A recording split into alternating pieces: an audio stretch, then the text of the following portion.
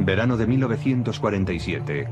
El oficial Philip Corso está de servicio en la base militar de Fort Riley, Kansas, cuando en una misión de patrulla encuentra algo que cuestiona los fundamentos de la historia.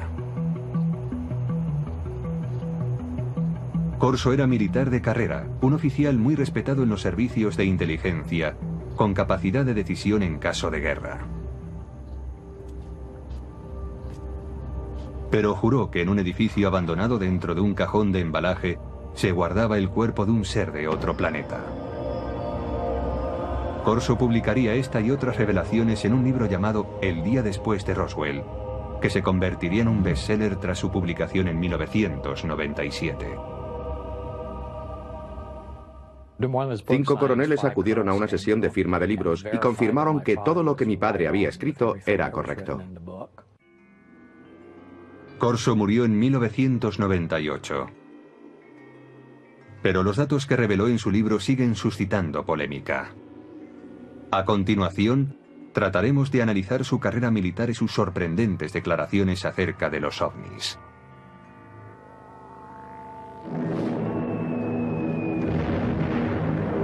...1942, el año siguiente al ataque de Pearl Harbor.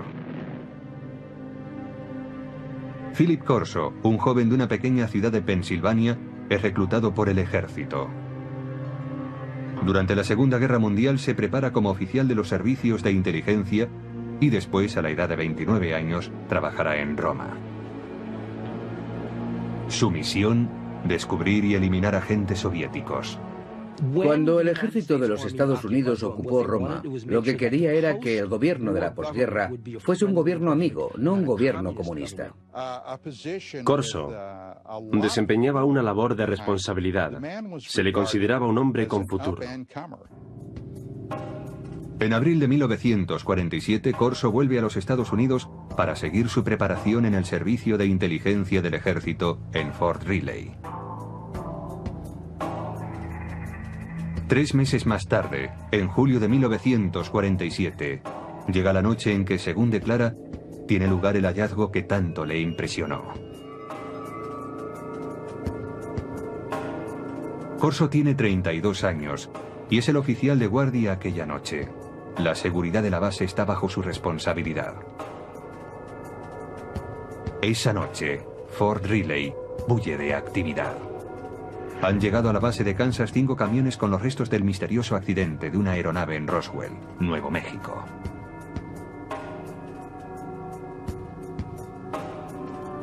Corso, como oficial de inteligencia, está intrigado por el cargamento. Y hacia las 11 de la noche, entra en el edificio donde se ha dejado la carga. Un policía militar le confiesa que ha mirado en uno de los cajones que formaba parte del cargamento y que no puede describir lo que ha visto. Entonces Corso decide mirar también. Y descubre una especie de ataúdes. Son pequeños, como ataúdes para niños. Intrigado, levanta la tapa de uno de ellos. It looked like a thin body and a humanoid with a sort of a big head on it and eyes, but not too long, and not the shape of it was not as wide, as I say, as our bodies are. Corso dice que aquel fue su primer encuentro con extraterrestres, pero que no sería el último, ni el más significativo. Más tarde, le serían confiados expedientes secretos y objetos de origen extraterrestre. Estos últimos, según él, provocarían una revolución tecnológica. Pero en 1947 acababa de empezar esta historia.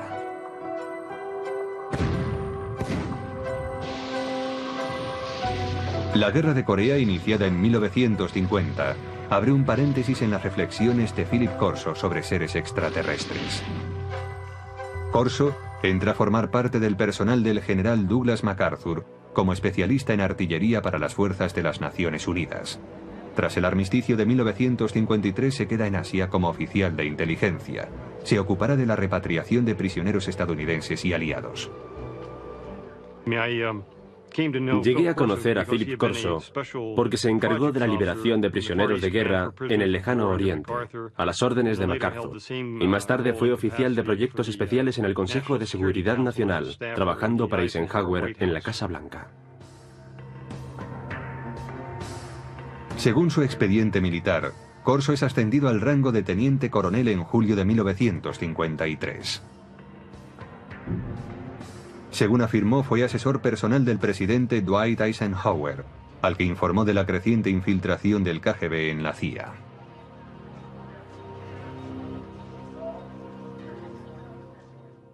Y Corso se quejaba de esto ante Eisenhower en el Consejo de Seguridad Nacional. Corso declara también que Eisenhower le premió otorgándole la comandancia de un batallón. Los archivos militares confirman que fue nombrado comandante de un batallón de artillería en el campo de misiles de Red Canyon.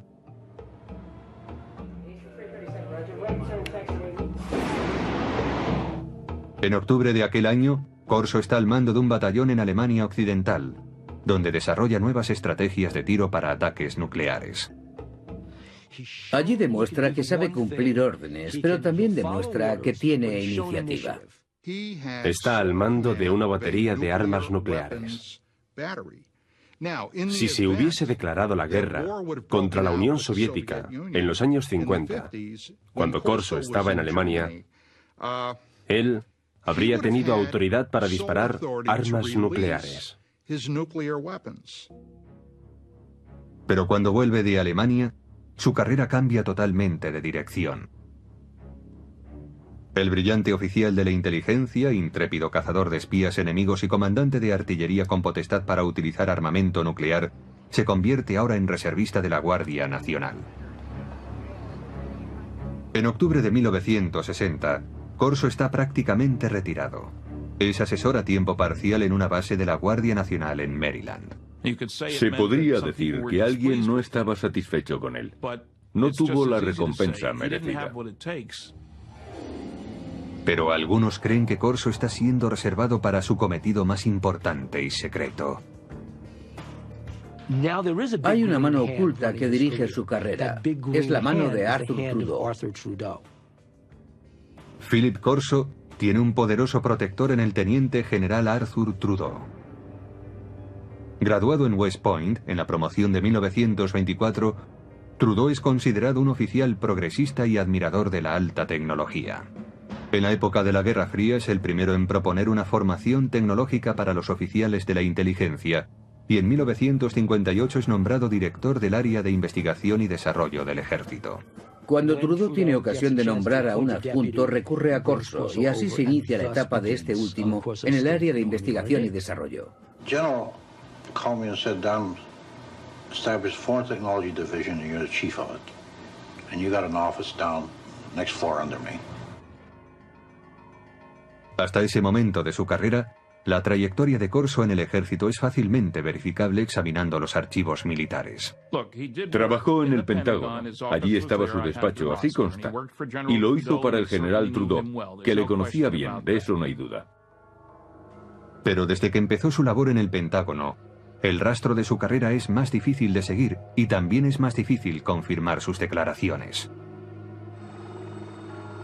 Corso escribió que su trabajo en el Pentágono incluía el análisis de los avances militares extranjeros como el armamento para helicópteros desarrollado por los franceses o el caza de despegue y aterrizaje vertical del ejército británico. Dicha tecnología sería invertida por los estadounidenses. Los militares han desarrollado a lo largo de los años una serie de proyectos dirigidos a copiar dispositivos tecnológicos provenientes del extranjero. Así, una de las tareas de Corso era acceder a esa tecnología extranjera, como la francesa, e invertir su ingeniería. Si se descubría algo bueno, era incluido en los planes tecnológicos propios. Invertir la tecnología enemiga resultó algo habitual en la época de la Guerra Fría. Los soviéticos utilizaron los aviones Sabor capturados de los norteamericanos para invertir su tecnología, y los Estados Unidos utilizaron los MiGs capturados para invertir la ingeniería soviética. La tarea de Corso implicaba estudiar la tecnología extranjera, pero su trabajo cambiaría pronto. Poco después del 20 de julio de 1961, dice Corso, el general Trudeau le llama a su despacho y le adjudica una labor sorprendente: examinar la tecnología de la nave extraterrestre que se estrelló en Roswell, Nuevo México, en 1947.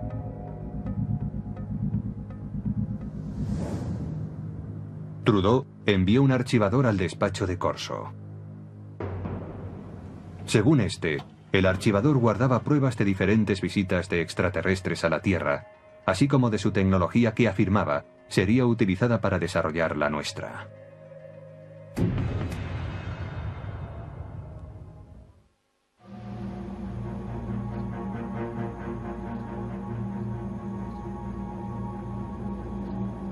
Philip Corso declaró que en 1947 él había visto los cuerpos de los extraterrestres cuyo ovni se había estrellado cerca de Roswell, Nuevo México. La descripción de Corso coincide con la de aquellos que se declararon testigos del accidente. Los alienígenas, según estos testigos, eran 4 pequeños seres humanoides, con manos de 4 dedos, piernas delgadas, una cabeza excesivamente grande y ojos en forma de almendra.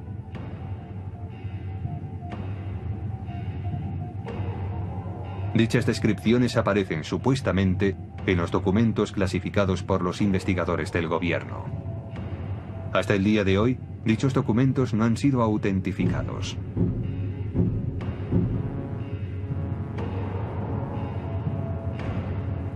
Corso insiste en que él nunca habló con nadie sobre lo que vio en Fort Riley. Pero en el verano de 1961, el entonces teniente coronel de 46 años es destinado a un proyecto del Pentágono que le obligará a recordar esa experiencia. Fue nombrado jefe de investigación y desarrollo del ejército, con oficina en el Pentágono. Una vez más, tenía un puesto de gran responsabilidad. Su meta, que la potencia militar de los Estados Unidos aventajara en decenas de años a la de los demás países.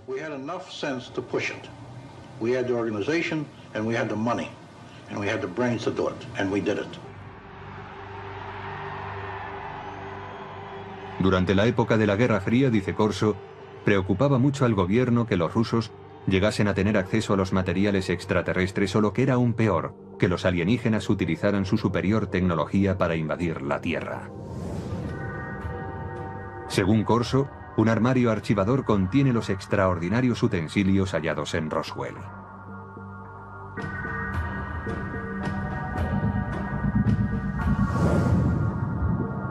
Un trozo de traje metálico superresistente.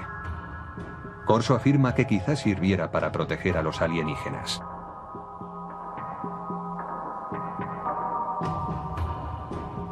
Un tubo que parece lanzar una potente luz roja. El teniente coronel piensa que podría ser un instrumento quirúrgico o un arma. Una corona para la cabeza que, según los informes militares, podría haberse usado para transmitir pensamientos o para guiar la nave espacial. Circuitos impresos en miniatura, posiblemente un microcircuito prefabricado.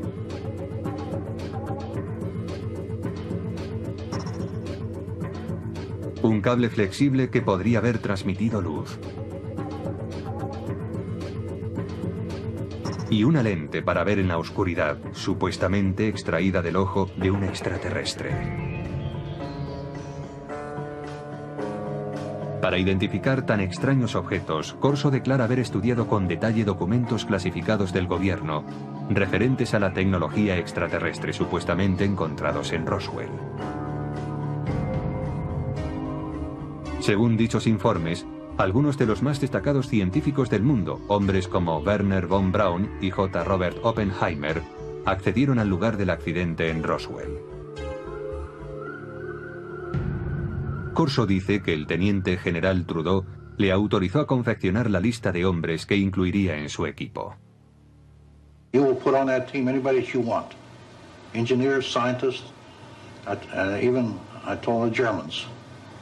Told them I'll take a couple of Germans too, in addition to the US scientists. Basándose en la cuidadosa lectura de los informes Roswell, Corso declara haber desarrollado su propia teoría sobre cómo podría funcionar la nave extraterrestre.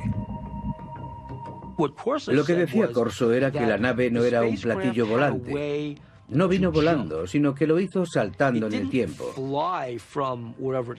Decía que eso era todo lo que sabía, que había una especie de onda alrededor de la nave, que hacía suponer que se trataba no de una nave espacial, sino de una máquina del tiempo. Y la razón es que para recorrer tan enormes distancias tenía que abandonar lo que nosotros conocemos en física como un continuum espacio-tiempo, desprenderse de eso y aparecer repentinamente en otro lugar. En las notas personales de Corso hay dibujos que detallan sus conceptos. Corso especula con que la nave extraterrestre fuese manejada mentalmente por un mecanismo encajado en el cráneo del alienígena.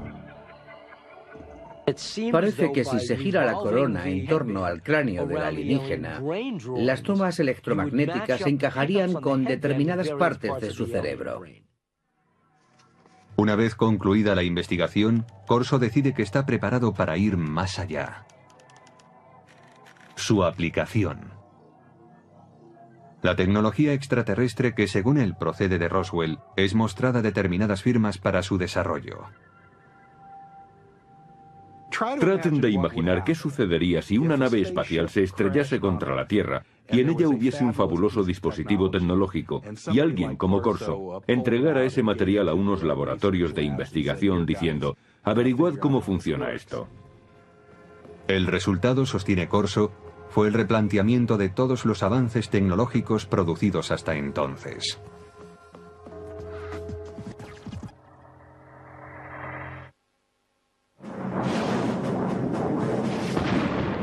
En la década de 1960, la potencia militar estadounidense está plenamente entregada a la Guerra Fría. El teniente coronel Philip Corso quiere usar en su apoyo la tecnología extraterrestre. A finales del verano de 1961, empieza a ponerse en contacto con laboratorios de armamento militar para tratar la cuestión. Los laboratorios del ejército también tenían científicos civiles, y aunque tenía que permitirles el acceso al material clasificado, Phil Corso se sentía muy cómodo trabajando con científicos civiles. Además, todas las autorizaciones formales corrían a cargo de los laboratorios. En Estados Unidos existen numerosos laboratorios de alta tecnología donde científicos civiles trabajan en proyectos militares. Los Álamos, sede del proyecto Manhattan, quizás sea el más famoso. Pero en 1961, Fort Belvoir, en Virginia, desarrollaba en secreto un proyecto para conseguir la visión nocturna. Corso declara que este sería el primer laboratorio al que recurriría. Para que aquellos objetos fueran analizados debidamente, no podía llevarlos a un taller de reparación de radio. Debía llevarlos a algún lugar de suficientes garantías. Según Corso, los testigos de Roswell declararon que la nave extraterrestre usaba una tecnología muy avanzada que permitía la visión nocturna. Si alguien entraba en la nave y miraba hacia afuera, veía el exterior tan nítidamente como si fuese de día, aún en plena noche. También hay, según Corso, una lente extraída del ojo de un extraterrestre que tiene la propiedad de aumentar la intensidad de la luz. Nadie sabe relacionar ambas cosas, dice Corso, pero todo el mundo es consciente de su valor potencial. Corso mantiene que a finales del verano de 1961 muestra a los investigadores de Fort Belvoir la lente extraída del ojo del alienígena y, al parecer, otro tipo de tecnología para aumentar la intensidad de la luz, también hallado en la nave. Este es el tipo de tecnología que, aunque parece ser que ya se había empezado a desarrollar durante la Segunda Guerra Mundial, realmente avanzó en progresión geométrica en años posteriores. Ahora bien, ¿puede esto atribuirse a la tecnología hallada en Roswell? Según Corso, sí.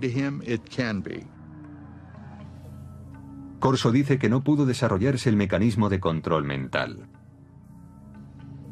Su teoría era que solo podía funcionar con el cerebro de un extraterrestre.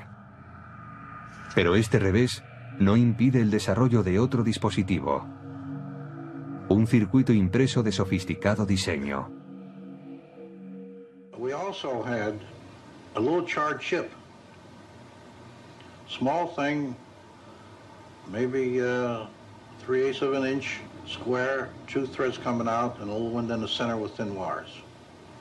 These came from Roswell.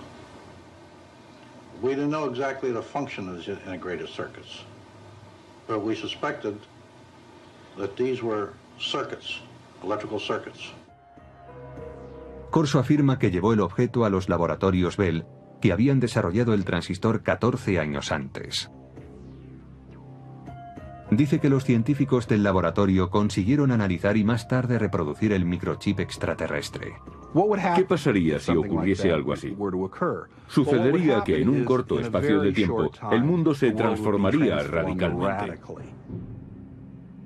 No hay duda de que a partir del desarrollo de los circuitos integrados a principios de los 60, el mundo se ha transformado. Se han hecho realidad dispositivos electrónicos desde el teléfono celular al ordenador portátil. El microchip de Roswell estaba dañado por el accidente, según dice Corso.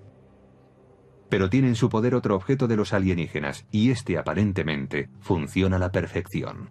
Él sabía por los informes que cuando aquel aparato se puso en funcionamiento, causó quemaduras sobre las superficies hacia las que fue enfocado.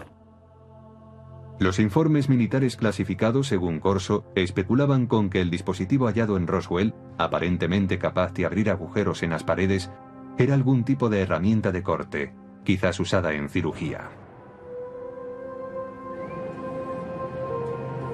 En Aeronáutica Hughes, desde finales de los años 50 y hasta principios de los 60, los investigadores trabajaron en lo que serían los primeros de seguimiento y derribo para la aviación militar. Pero los ingenieros tuvieron problemas a la hora de diseñar un dispositivo práctico. Esto fue así, dice Corso, hasta que él les mostró la extraña herramienta de origen alienígena. El proceso se aceleró después de los años 60 y 61, porque se inventaron nuevos métodos de fabricación de dispositivos láser. A medida que avanzaba la ciencia, avanzaba también la ingeniería. Según los informes, el archivador citado por Corso contiene otro tesoro encontrado en Roswell. It was glass tubes. And they emitted different color lights. And those were sent to Bell Laboratories. From that was one of the greatest advancements I think we have today, came out in fiber optics. Muchos investigadores de ovnis mantienen la teoría de que la nave no tenía cables convencionales porque estaba dotada de cables de fibra óptica. Resulta que la transmisión de información mediante la luz era ya una tecnología conocida. Data de la época de uno de los pioneros del teléfono, Alexander Graham Bell, que hizo pruebas con un aparato que él llamó fotófono en 1880. Casi nadie ha oído hablar de él, pero muchos científicos de la época creían que el fotófono era un invento mucho más meritorio que el teléfono. El fotófono era una manera de transmitir la voz mediante un rayo de luz. La investigación instada por Corso determinó que la transmisión de datos por medio de la luz era inviable debido a que no se podía dirigir un rayo de luz con capacidad para desviarse al hallar un obstáculo. Pero Corso confiaba en que el dispositivo de Roswell podría contener la solución. Estudiaron aquella fibra de vidrio y vieron que la luz podía desviarse, es decir, podía trazar curvas.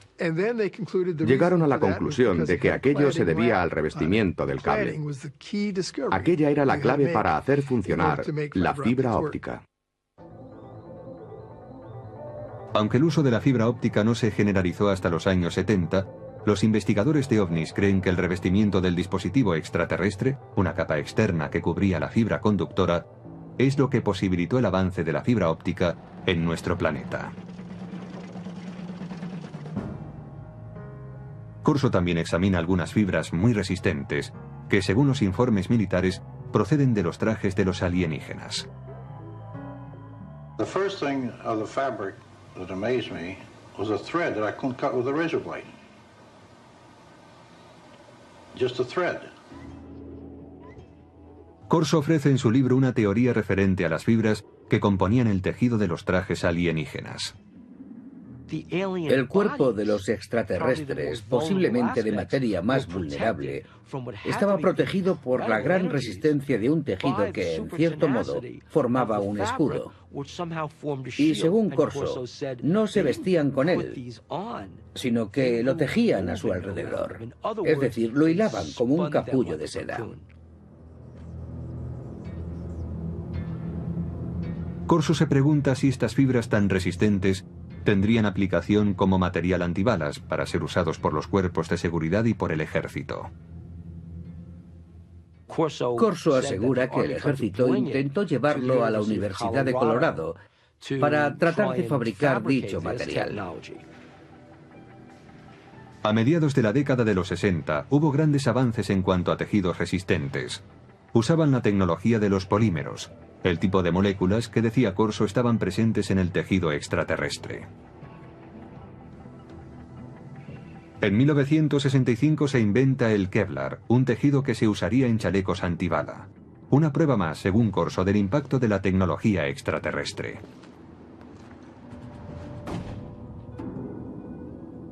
Nadie niega que el periodo en que el teniente coronel trabajó en el Pentágono coincide con un periodo de gran desarrollo tecnológico en los Estados Unidos. Los defensores de Corso dicen que la tecnología alienígena tuvo mucho que ver, pero otros ven las cosas de un modo diferente.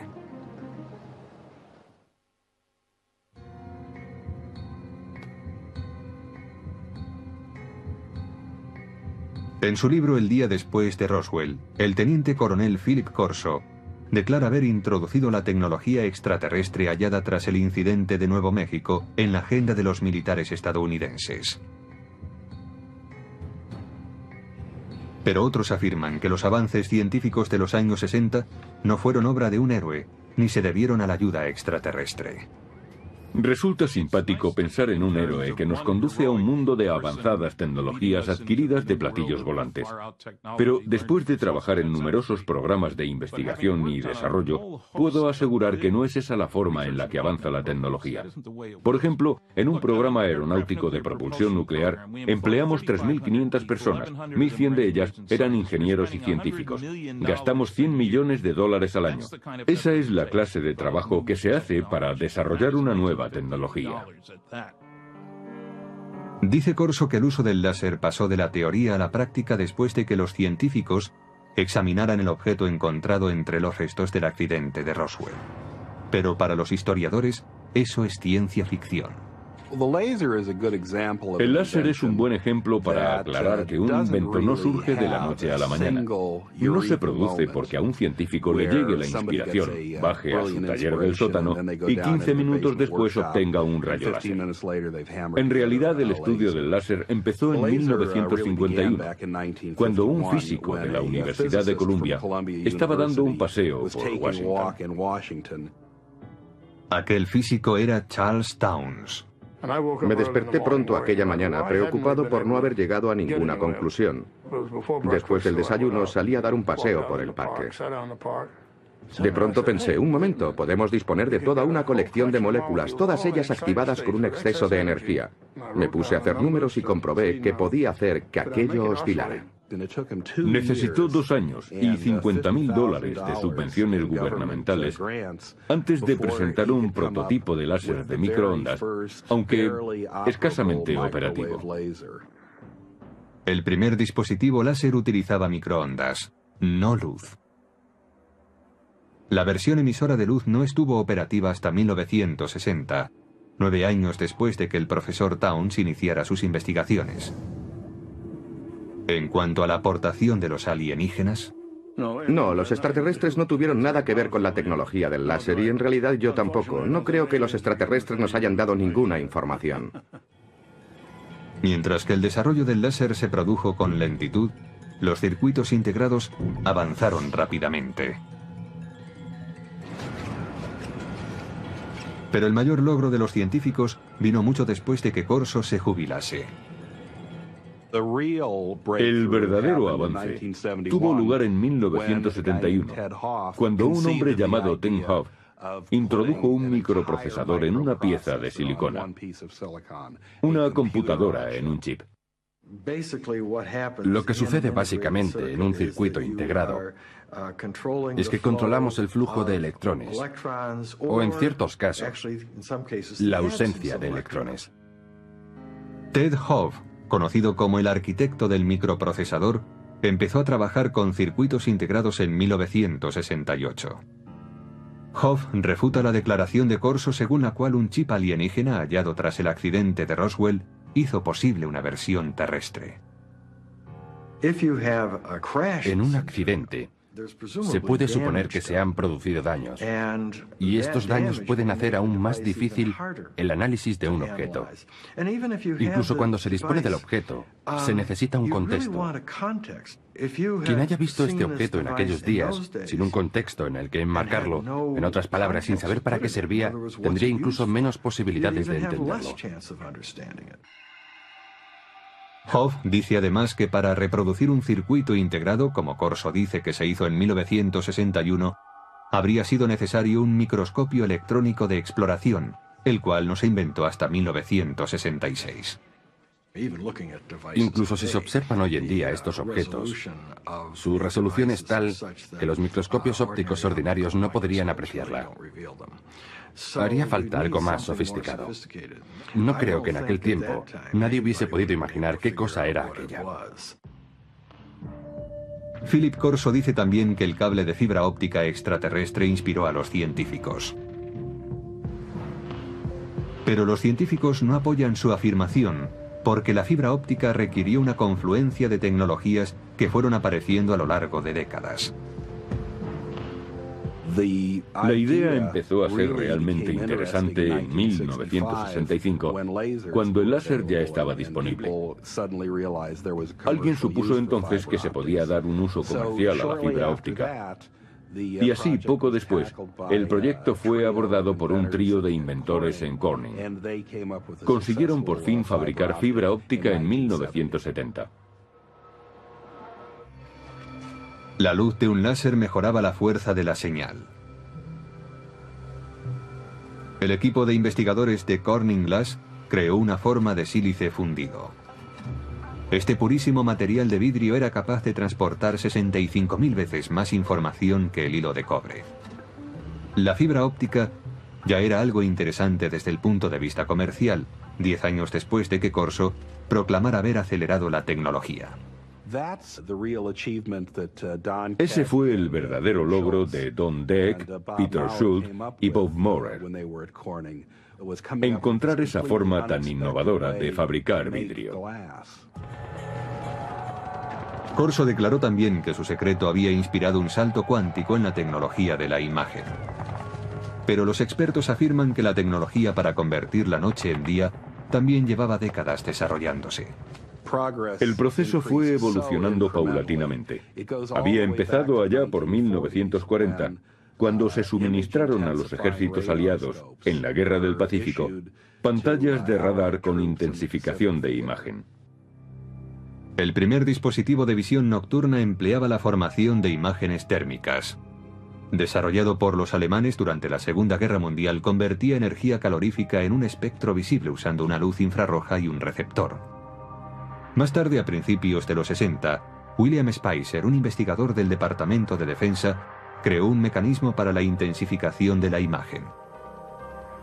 Los científicos de Fort Belvoir se basaron en sus trabajos. La intensificación de imagen no requiere luz adicional. Funciona como un receptor de radio para ondas lumínicas, amplificando la luz existente. Los intensificadores de imagen actuales son lo bastante pequeños para poderse llevar como gafas y son capaces de amplificar la luz, multiplicándola por 35.000.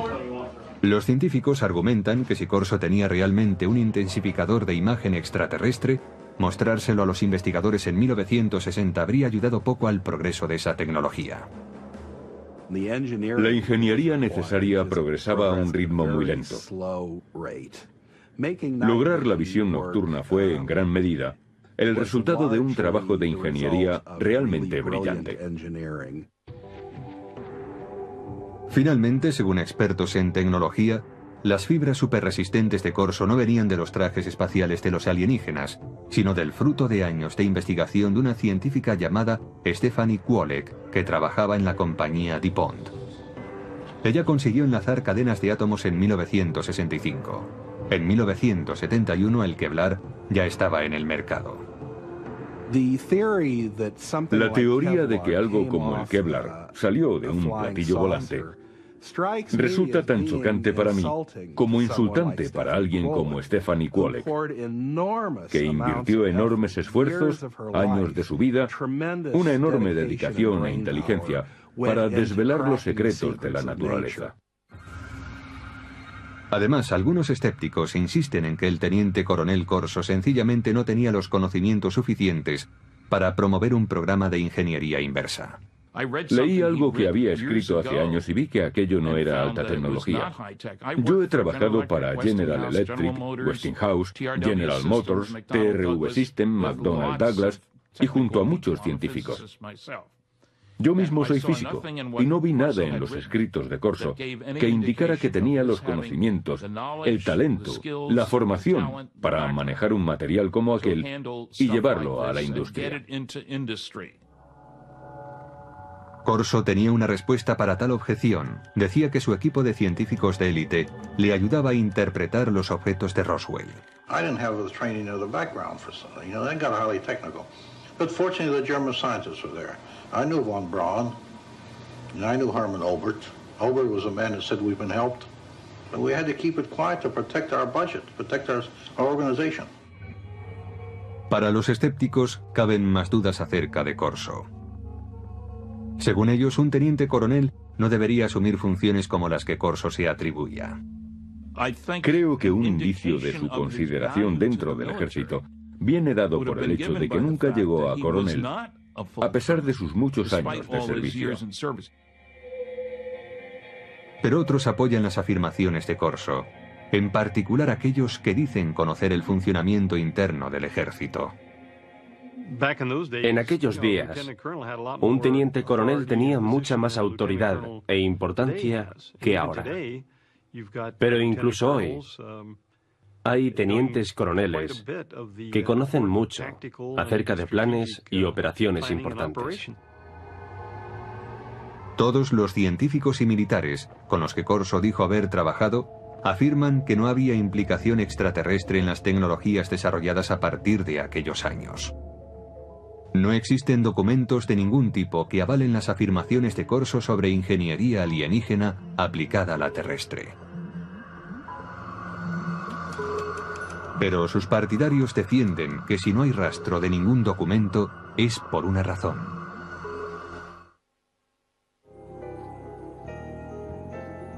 Quienes creen que una nave extraterrestre se estrelló cerca de Roswell, coinciden en una cosa: el gobierno ocultó sistemáticamente la verdad. El gobierno de los Estados Unidos y otros gobiernos del mundo han ocultado pruebas para dar este asunto por concluido, pretendiendo así acabar con el misterio. Philip Corso alega que él también debía mantener en secreto su programa de ingeniería inversa. We couldn't discuss it. We made a decision. It cannot be discussed outside of us. We're doing good. We have the authority, we have the money for our R&D projects. Well, that's fine. Let's keep it that way. Let's not get mixed up in the murky area of whether they exist or not. En cuanto a la contribución de Corso a los avances de la ciencia, los escépticos dicen que la tecnología que él declara haber impulsado por aquella época ya estaba a punto de aparecer. Como prueba, aluden a la famosa corona de control mental, una tecnología extraterrestre que Corso reconoció que no pudo ser desarrollada. Hoy está en camino de convertirse en realidad sin su ayuda. Desde los años 70, los científicos han estado experimentando con las ondas cerebrales salidas del electroencefalógrafo para suministrar información y alterar el comportamiento. En la actualidad es posible usar juegos como este que informan a través de un electroencefalógrafo para aprender a controlar los estados del cerebro. Pero la tecnología del control mental ha avanzado más aún.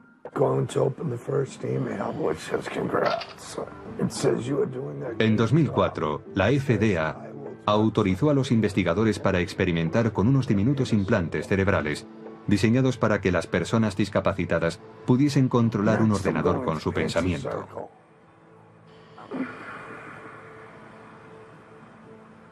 Los investigadores de ovnis dicen que los supuestos ocultamientos del gobierno pueden oscurecer para siempre los hechos de Roswell.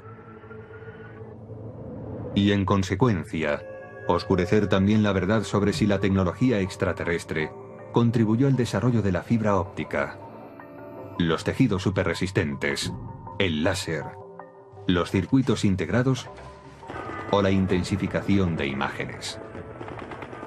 Hay gente que cree que los extraterrestres intervinieron, por ejemplo, en el 3500 a.C. en Egipto, para ayudar a los egipcios a construir pirámides. Pero los egipcios del año 3500 a.C. eran muy capaces de poner un gran bloque de piedra encima de otro. Si los egipcios hubiesen desarrollado de repente teléfonos celulares o algo así, entonces yo diría, de acuerdo, aquí hay un invento. Pero no fue eso lo que hicieron.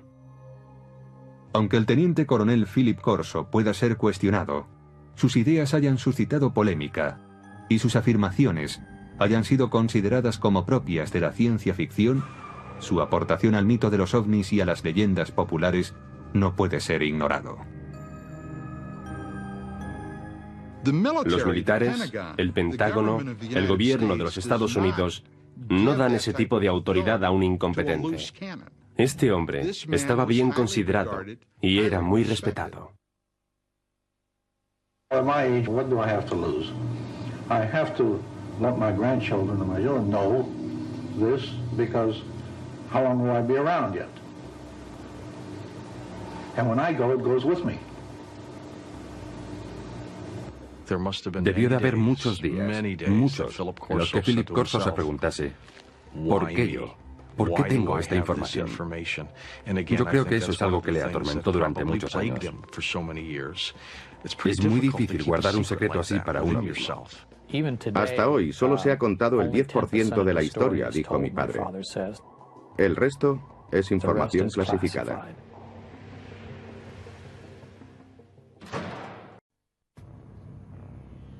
Julio de 1947, Roswell, Nuevo México. Muchos creen que los restos encontrados en el desierto cerca de esta pequeña ciudad pertenecen a un ovni. La pregunta es, ¿existen los ovnis? La respuesta es sí. Aún perdura la controversia sobre lo que aconteció allí aquella noche. Un exoficial de inteligencia del ejército de los Estados Unidos ha contribuido a la polémica. Según él, los ovnis no solo existen, sino que el ejército estadounidense ha copiado tecnología avanzada de ellos. Él lo sabe, afirma, porque ha tenido en sus manos muestras de esa tecnología y ha visto los cuerpos de los alienígenas encontrados en Roswell. The humanoid type body came from the Roswell area where there was a crash in 1947. ¿Por qué debemos creerle? ¿Por su rango? ¿Por los años de servicio al país y por su reputación? Pues era considerado uno de los militares más brillantes en su especialidad. ¿Quién es este individuo? ¿Qué dijo en el pasado? ¿Cuáles de sus predicciones se han cumplido? Según las palabras del teniente coronel Philip Corso, él era el responsable de que la tecnología extraterrestre llegara a los laboratorios militares y a los científicos civiles, quienes se valieron de ella para fabricar dispositivos láser, fibra óptica, circuitos integrados, gafas de visión nocturna y chalecos antibalas. Estudiamos platillos volantes que se han estrellado o que han sido derribados y tratamos de averiguar cómo funcionan. Muchos niegan que la tecnología extraterrestre haya sido el motor de la industria militar. Es una forma peculiar de confiar en la ingenuidad humana. Supe que Philip Corso no decía la verdad gracias a una serie de cosas. ¿Será la historia de Philip Corso fruto de su fantasía y su ambición? ¿O la confirmación de que en Roswell se estrelló un ovni en 1947? ¿Se inició realmente gracias a ese hecho un programa militar secreto que incorporaba la tecnología extraterrestre a la industria armamentística?